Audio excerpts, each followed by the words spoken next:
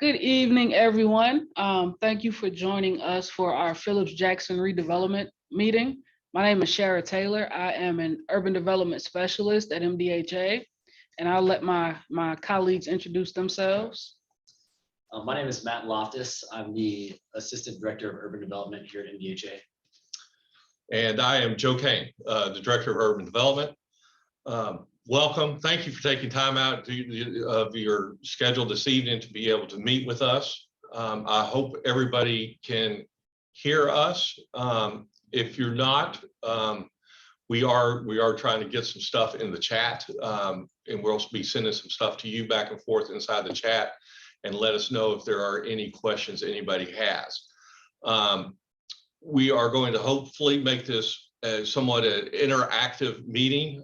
We have the Menti set up. I don't know if people have used that.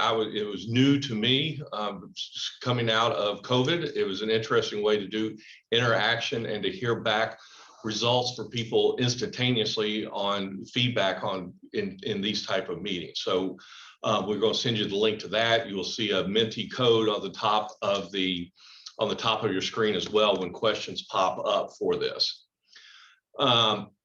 Give you a little bit of background as to why we're here before I'm going to turn this over to Sharon and let her go through a brief slide presentation that we have. The Phillips Jackson redevelopment plan has been around since 1993.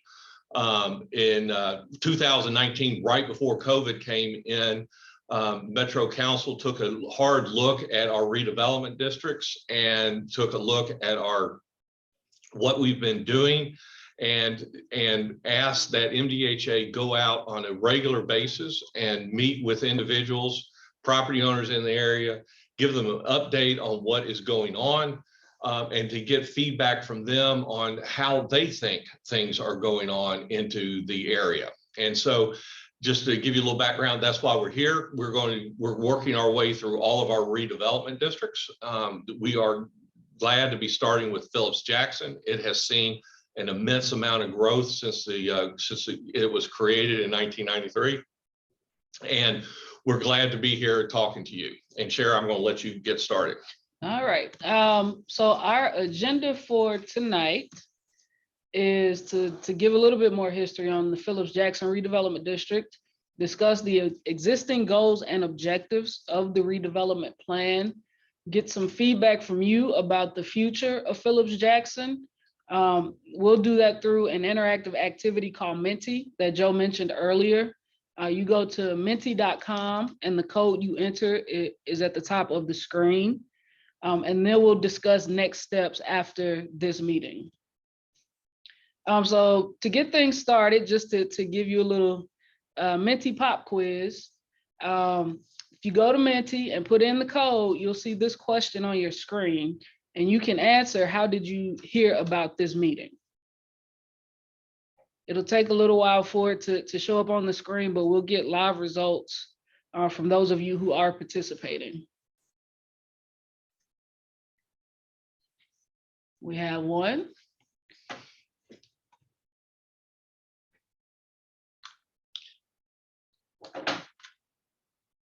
And I'll put it in the chat again for those of you who just joined.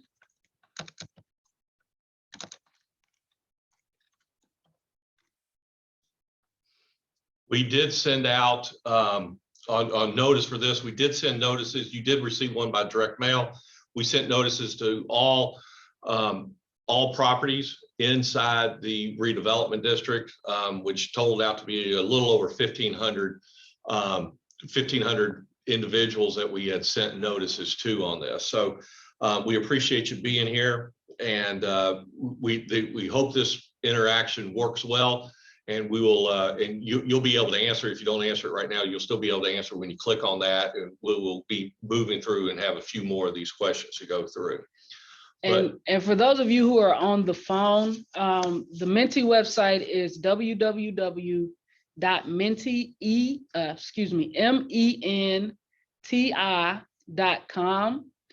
and the code is 13850952.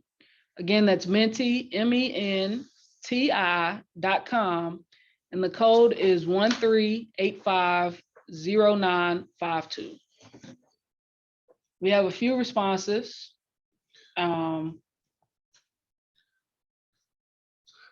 The redevelopment district that did come into play in 1993, that was for people who have lived here, will be able to remember and think back. That was when the state was just starting the project inside the Bicentennial Mall.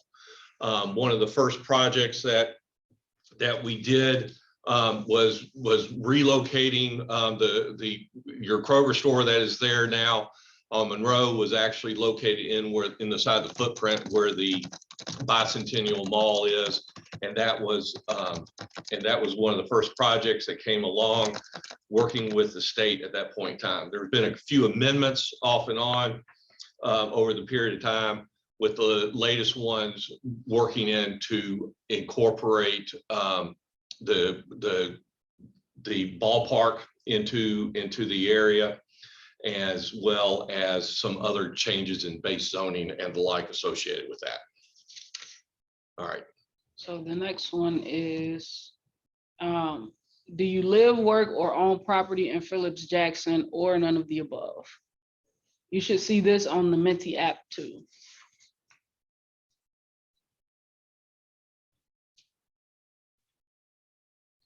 And you can select multiple options if they apply to you. All right, you're getting the swing of it, getting more responses. All right. Moving on to the next slide. This is a little bit of history about Phillips Jackson, as Joe mentioned earlier. It was established in 1993. It's currently scheduled to end in 2024. So about, what is that, 3 years from now? It's 2040. I'm sorry, it was extended to include, was as part of the ballpark. So that graphic there is incorrect. With the ballpark, it was extended to help assist with the financing in that area. So that was, just apologize for that. We got one in error up in there. But the area has obviously seen a ton of growth. For those of you who, like I said, who have been there, will see that, and that's represented in those. It began with the Capitol Mall, Bicentennial Mall area. And as y'all have seen, the changes with the Worthing Mills pulling out, and now it's turned into the housing now, as opposed to the industrial uses. There are also lots of other industrial uses in the southeast portion of the district that's now turned over to some residential uses as well. So it's just seen a lot of growth, including the Hope Gardens area as well. And so it has grown exceedingly faster than the city of Nashville. It is probably one of the top 3 growth redevelopment districts that the city has. The downtown core district would probably be number 1 over its period of life, and then the art-centered redevelopment district out in the Gulch has also seen an enormous amount of growth, obviously, over the time period that the redevelopment plan has been put in place. And this is a more detailed map of the district. To the north is bordered by Hume Street. To the west is bordered by the interstate, by the railway to the south, and by the river to the east. We're going to go through each objective that's found in the redevelopment plan, starting with objective A, harmonious land use patterns. And what that means is, does the development make sense? Do developments make sense next to each other? So you might have a harmonious development if you have a restaurant on the corner and single family housing next to it, but it's not harmonious if you have a tobacco factory next to a playground, or a major industrial development next to an apartment building. So think in terms of, do these properties make sense next to each other? And some of the ways we enforce that is through our own Hope Gardens design guidelines, as well as the Historic Commission's historic design guidelines for Germantown and Buena Vista, as well as through Planning's Nashville Next plan that was enacted several years ago. Joe. This is one of the examples, again, from early on that was done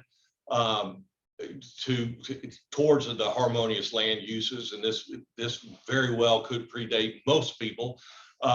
This was done in the late 90s, was the row 8.9 project.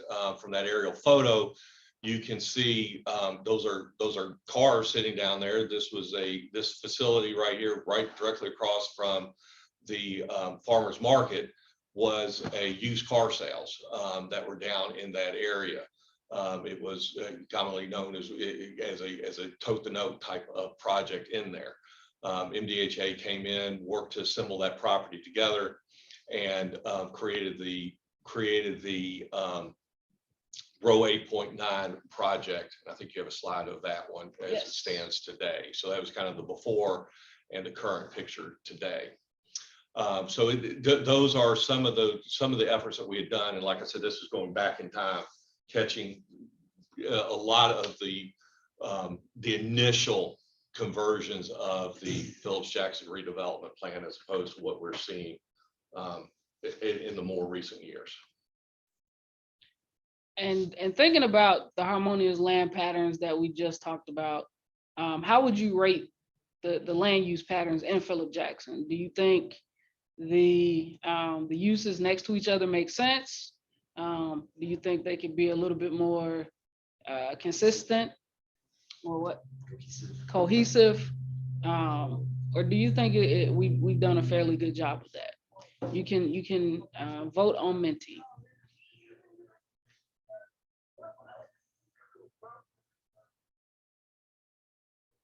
Give you a few more seconds before we move on. Those charts. Mhm.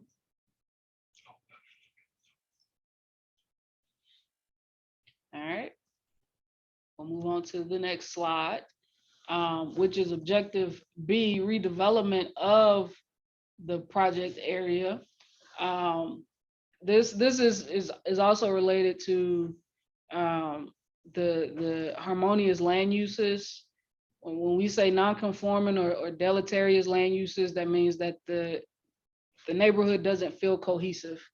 It doesn't feel like a neighborhood that was thought out and developed in such a way to make it pleasant for residents and business owners and other property owners. And two of the later examples that we have of that would be the redevelopment of the area where the baseball stadium is now, as well as our apartment building that we built at 10th and Jefferson. To give you an idea of what it was like before, where the ballpark was, this was state property.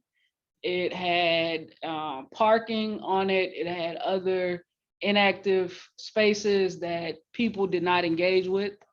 That we made an agreement with the state to build with the city to build the ballpark and to activate that space. So you can see not just the ballpark came online, but also apartment buildings, other businesses, bars, restaurants to support the patrons of the ballpark.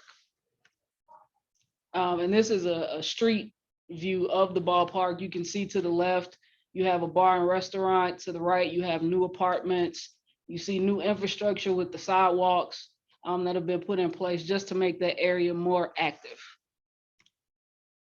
And this is an aerial view of 10th and Jefferson, which was just a vacant lot before.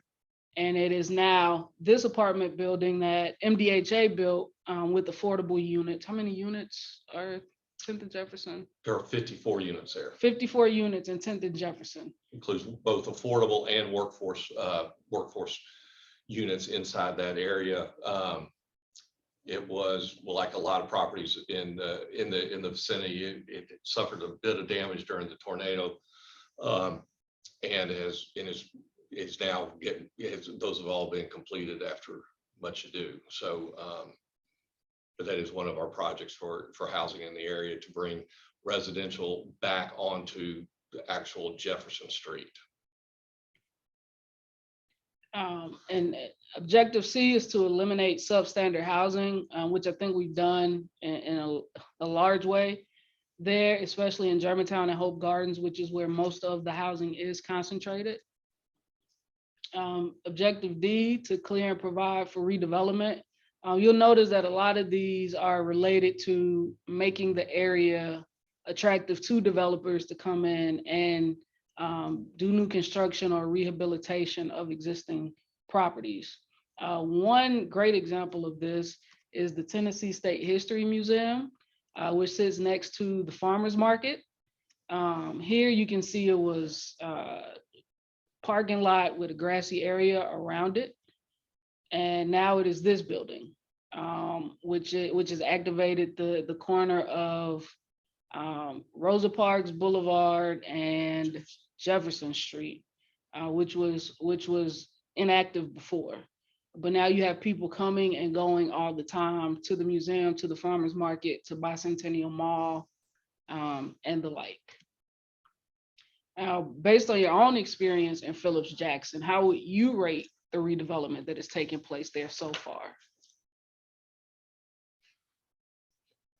And you can vote on Menti. The information is at the top of the screen.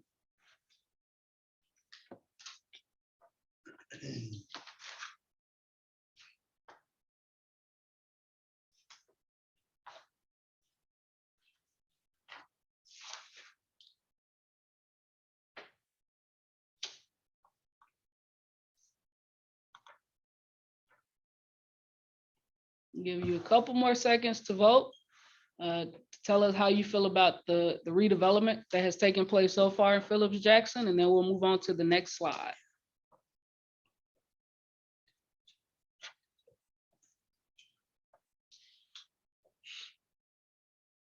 All right, we will move on to the next slide now.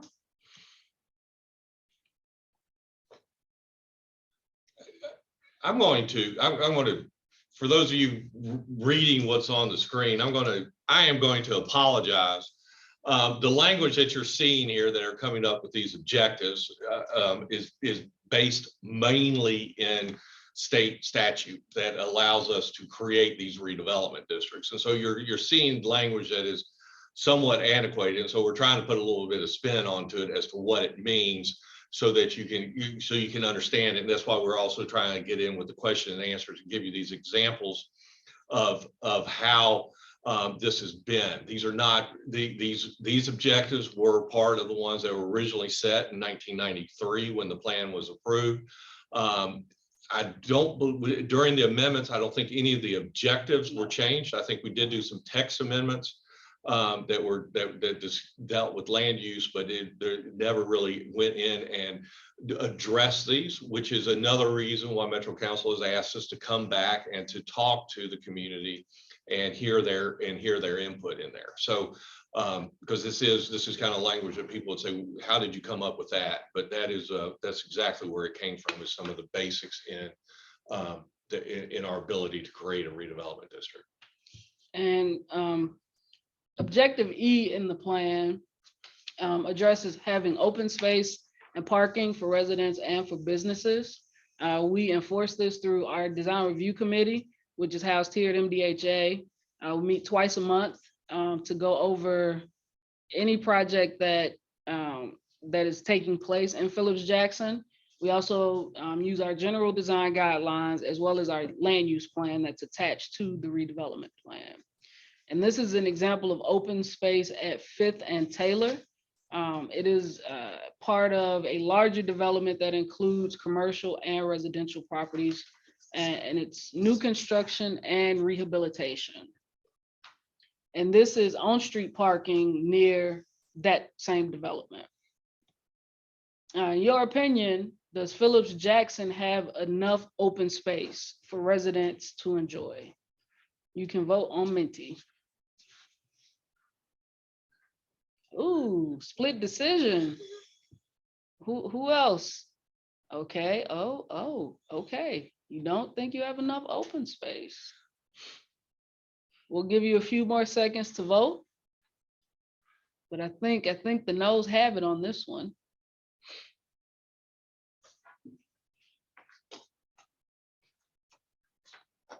Okay, we'll move on to the next slide. This is an objective that was included to provide for relocation if it became necessary. And this is another example of the antiquated language that's in the redevelopment plan to eliminate and prevent blight, which again is related to our design review committee, the general design guidelines, and the land use plan. Eliminate vacant lots, which I think if you drive through Phillips Jackson today, you won't see very many vacant lots, or if they are, they won't be for much longer. This is an example of one. This one was actually affected by the tornado last year. I think it was an auto parts store here. But this is one of the examples I could find of an existing vacant lot in the area. Objective I was to revitalize commercial uses, specifically on Jefferson Street and 8th Avenue, which is Rosa Parks. This would be done through apartment buildings, office buildings, the farmers market, Walgreens, and the bank. And here you see 3 examples of that.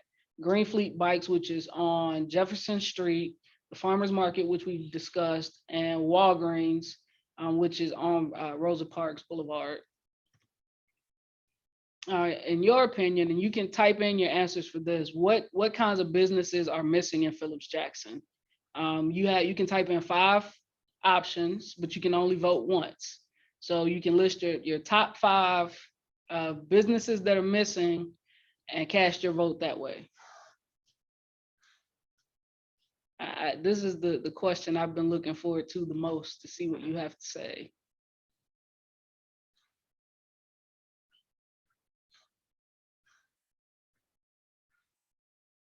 Oh, dry cleaner.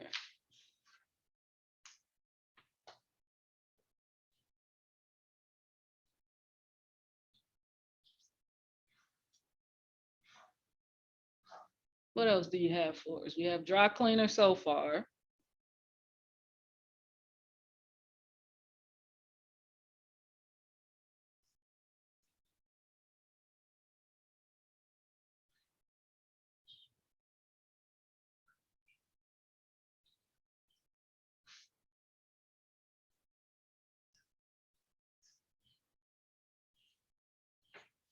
Yeah, we're really putting some thought into this one.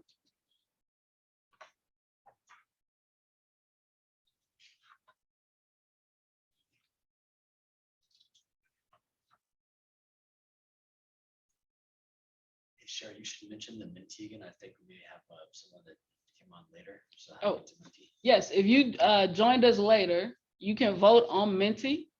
I will put the website in the chat, and the code is at the top of the screen. And if you're not able to see that, it is 13850952. Oh, here we go. Flower shops, cafes, a wine shop. Yes, you always need a good wine shop. Office supplies, small grocery stores. I know it takes a while to type that in, especially if you're typing on your phone.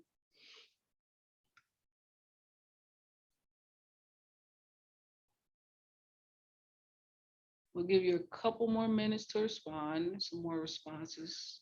Clothing store, bakery, a delicatessen, a bagel store, a supermarket. Some good replies.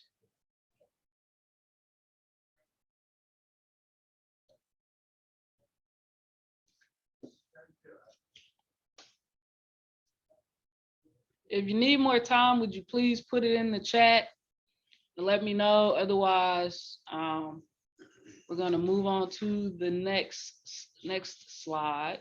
We have a car wash. What else popped up? Something else popped up. A cleaners, and that's another vote for a dry cleaner. What else do we have?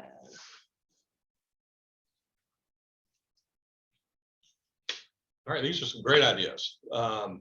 It looks like what we're lacking some mostly smaller scale retail, neighborhood size retail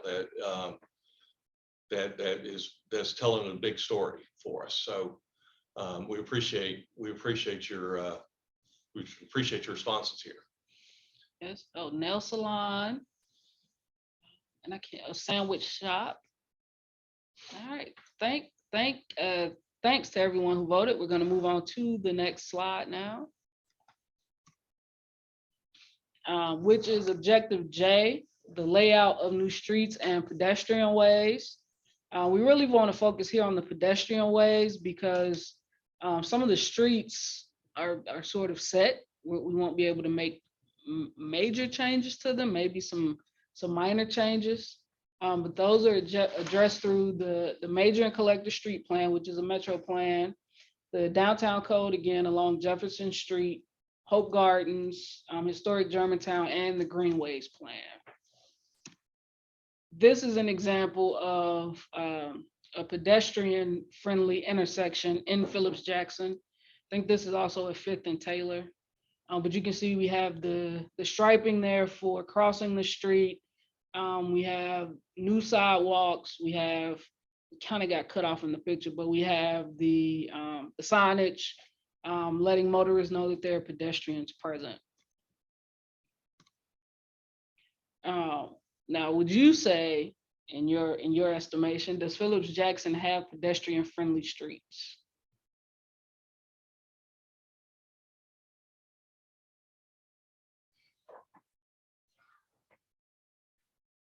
Again, you can vote on Menti.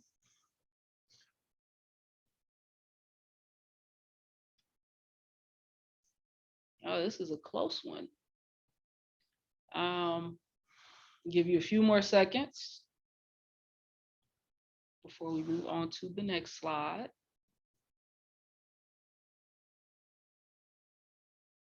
All right. Objective K was to enhance preservation goals, which means to ensure that the architecture and some of the original buildings that were in Phillips Jackson remain in Phillips Jackson and remain in good condition, even in the midst of all of the redevelopment that is happening around it. This is encouraged through the Hope Gardens design guidelines, as well as the Germantown and Buena Vista historic design guidelines. And this is an example of an historic property that sits right in front of a modern property. That historic property is what we want to preserve to maintain the character of those neighborhoods. Now, how would you rate the preservation of the historic structures throughout Phillips Jackson?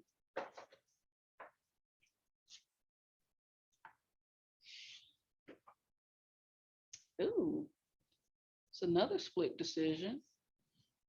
Oh, wow. I think this is the first time we've gotten all 4 options selected on one question.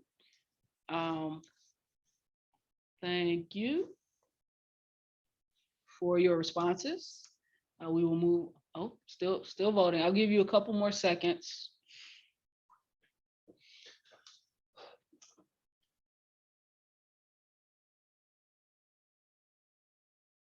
All right.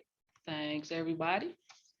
And we will move on to this question. Is specifically based on the feedback you've given us throughout this meeting. What can we do? What can MDHA do to continue improving Phillips Jackson?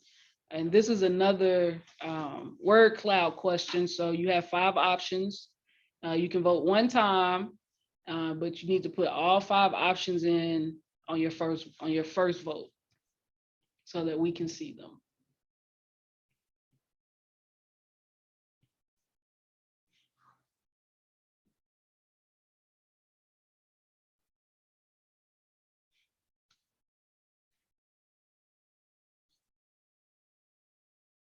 And it'll take a little while for those to start popping up because people are typing.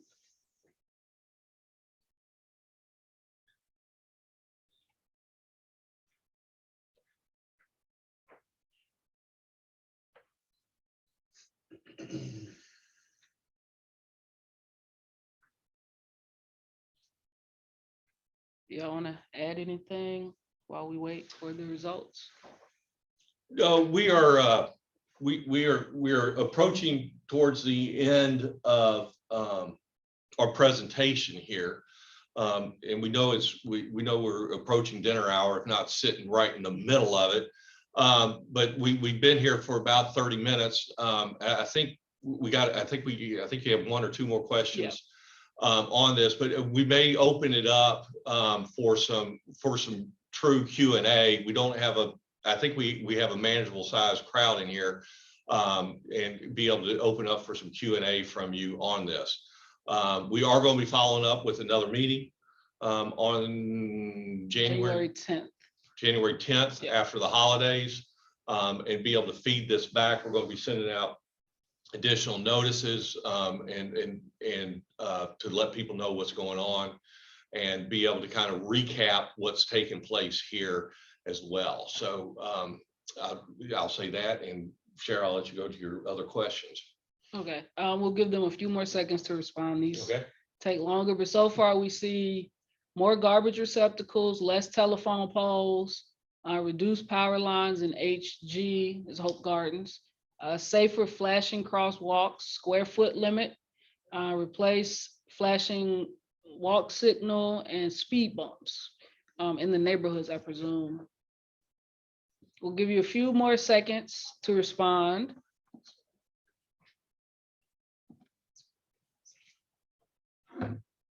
Kids playground equipment, discourage weird designs, less telephone poles, trees, I'm guessing more trees, better setbacks.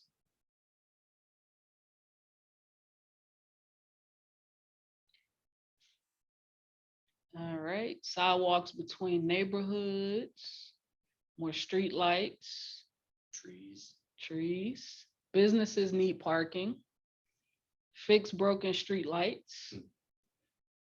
All right, if you're voting, hurry up and get those votes in.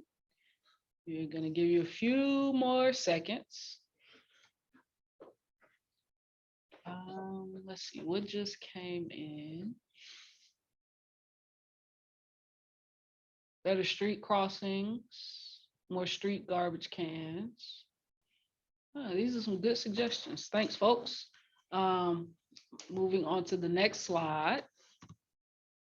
If you want us to keep in contact with you and email you about future meetings that we're having, please put in your name and email address.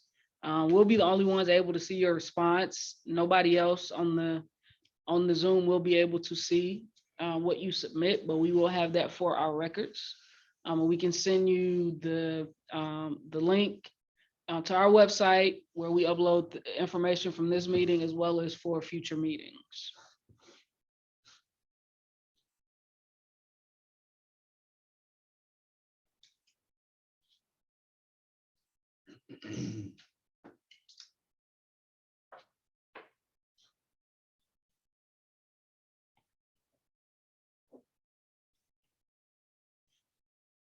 And we'll give you a few more seconds to put that information in.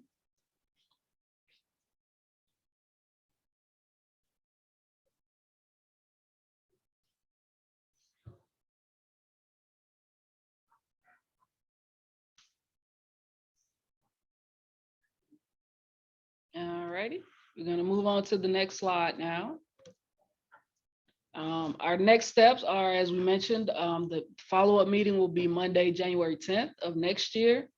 And if you have any questions in the between time, you can contact me directly here, staylor@nashville-mdha.org or at 615-252-8540.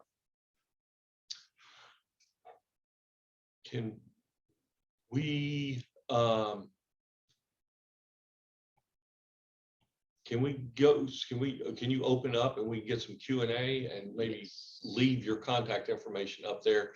If you do send us, if you give us your email address, we'll push this back out to you with that as well. So if you put that into us, or if you want to send that to us now, we do have this information on our website, and we will continue to keep everything updated. This is actually being recorded and will be posted on our website as well in the coming days. So with that, I'd like to open up if there are any questions anybody has. If you want to raise your hand, we'll be glad to, or however we do this. They can unmute themselves. Yes, you can unmute yourself now if you would like to be able to ask any specific questions. Hi, this is Ron Hogan. And Ron. hi, historic Germantown. One question I'd have is the boundaries of the Phillips Jackson district. Can those be expanded? And where I'm talking about is east of the Eastern Phillips Jackson district in Germantown. There used to be, I guess in '93 when they made these, there were a lot of cement plants and other things that were along the river. Those are not included now. That area that is not included in the Phillips Jackson district. And I don't know if it's in another district or not. I've never looked at that, but it is very interesting because of the construction and the development and all of the new things that are coming down the pike, and we have no say over what really what's going on other than raising our hand if they're kind enough to let us. Yes, I understand what you're talking. That includes the old Newhoff area and other areas all up in there that have been getting developed as well. We do understand that. The lines on these older plans, it kind of raised questions for a lot of folks on there as to how they are done and why they were done at the time. And to do that, we really have to go back in history as to where they are. As far as amending the plan and extending what is over there, that can be done. It is a long and complicated process. We have encouraged in other areas where this is done is working with zoning and the planning department as it comes through as to what those design issues can be done. And a lot of that's been picked up through SP zoning, have picked those things up. And some of those need that zone change because a lot of this property was zoned industrial in through there. But we are not at this point in time considering any expansion of the redevelopment district, but that does not preclude the ability to do that. Those would be some conversations that we would have. We would go back and talk with your council member about that and some other folks about expanding. It's not something that we are considering at this point in time, though. But it is something that could be done. Thanks. Pamela, you have a question? Yes, I do. My name's Pam. I live in Hope Gardens. I love my neighborhood. I love this district. I wonder but I do feel like the tobacco company that you raised is out of place in our neighborhood.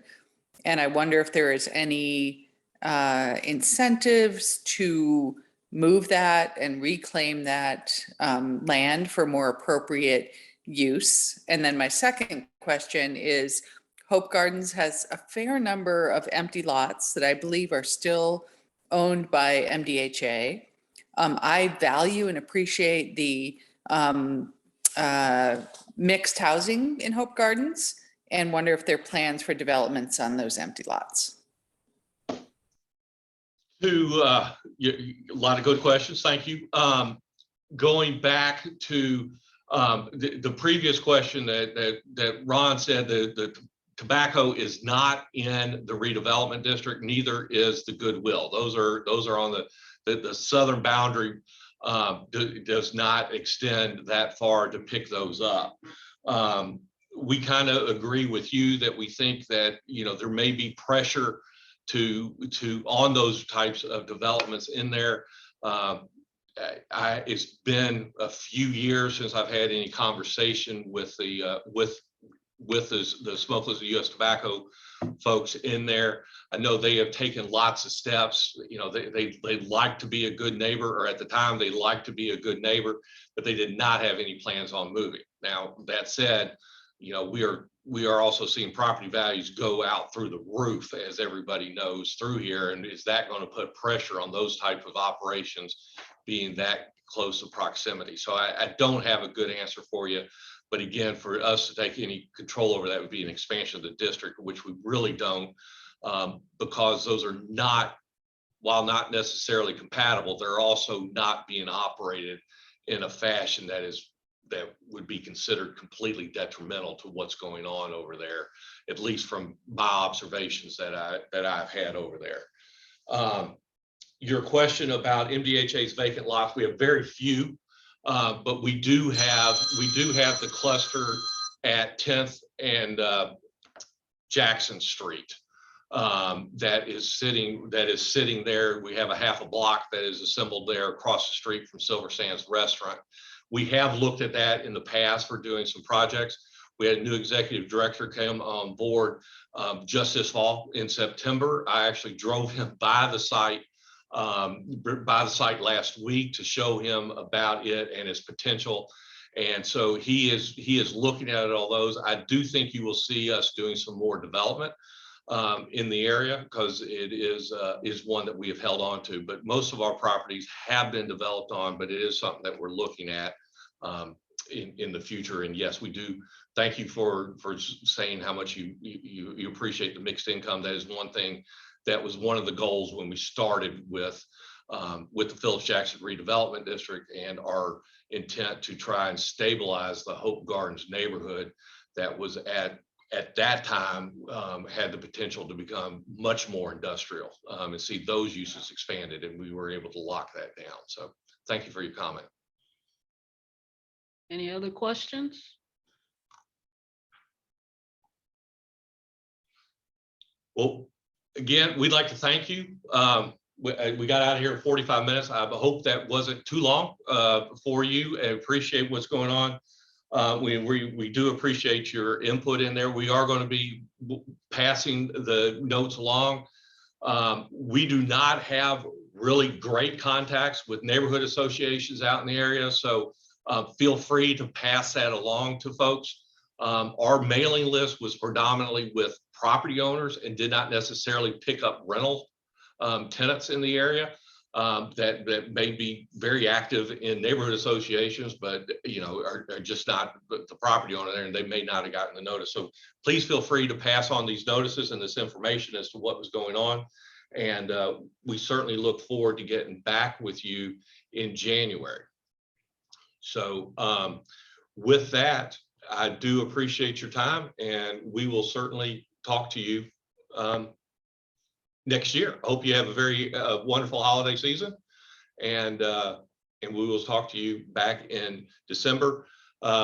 Shara's information is still there on the screen. Please feel free, if she is going to be our main point of contact for everybody during this process. Please feel free to reach out to her at any time to be able to, if you need more information. Yes. Thanks, everybody. Have a good evening. All right, I think I stopped sharing.